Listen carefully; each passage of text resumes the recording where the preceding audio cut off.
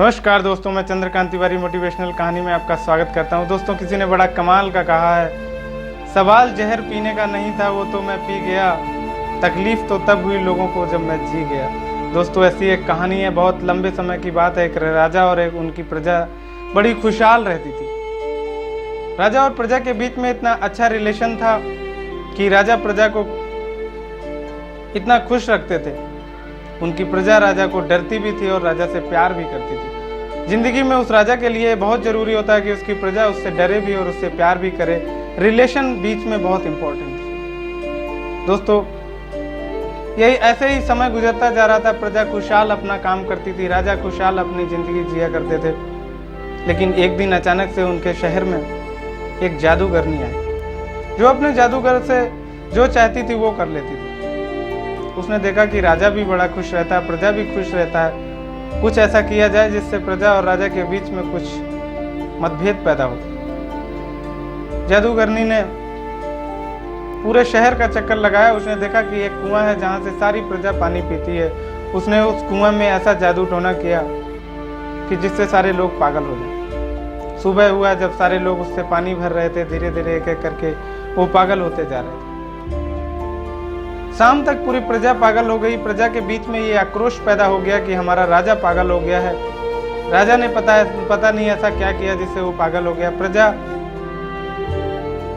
राजा के प्रति इतनी गुस्सा हो गई, उस प्रजा ने ये सोचा कि इस राजा को क्यों ना मार दिया जाए। जो प्रजा और राजा के बीच में इतने अच्छे रिलेशन थे, वही प्रजा आज राजा को मारने के लिए तैयार हो गई।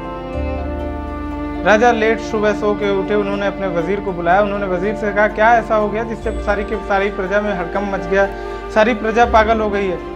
उन्होंने कहा, सर पता नहीं, सारी की सारी प्रजा उस कुएं से पानी भरती गई और पीती गई और लोग उसी की तरह वजह से पागल होते गए। राजा बहुत चिंतित हुए। उन्हें समझ में नहीं आ रहा था कि वो अपनी लाइफ में अब क्या करें, क्योंकि उनकी प्रजा लगभग पागल हो चुकी। उन्होंने अपने वजीर को बुलाया। उन्होंने कहा, जाओ उस कुएं से 2 गिलास पानी लेकर के आओ।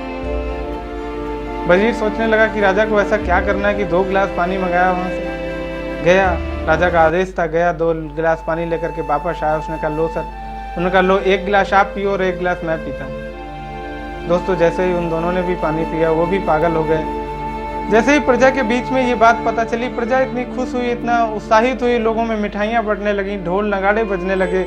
लोगों ने कहा, अब राजा हमारा सही हो गया। दोस्तों, ये कम्युनिटी आज के समय में कम्युनिटी में यही पता चलता है। कई बारी हम ऐसा कुछ करते हैं जिससे हमारी कम्युनिटी, हमारे लोग, हमारे परिवार, हमारा गांव, हमारा शहर हमें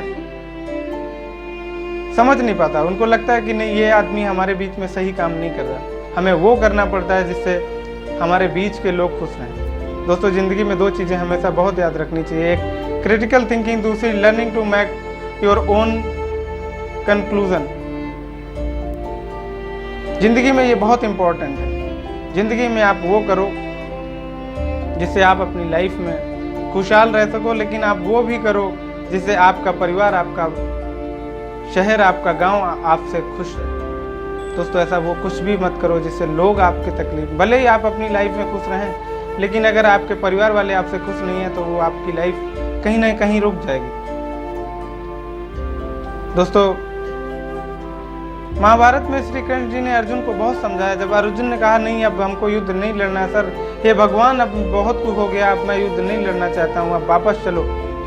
श्री कृष्ण जी ने अर्जुन को समझाया। उन्होंने कहा, नहीं, आप अपने कर्म पर अटल रहो, आप अपने कर्म को मत छोड़ो, नहीं तो यही पब्लिक आपको ये कहेगी कि अर्जुन रण छोड़कर भागा, कायर कहलाओ।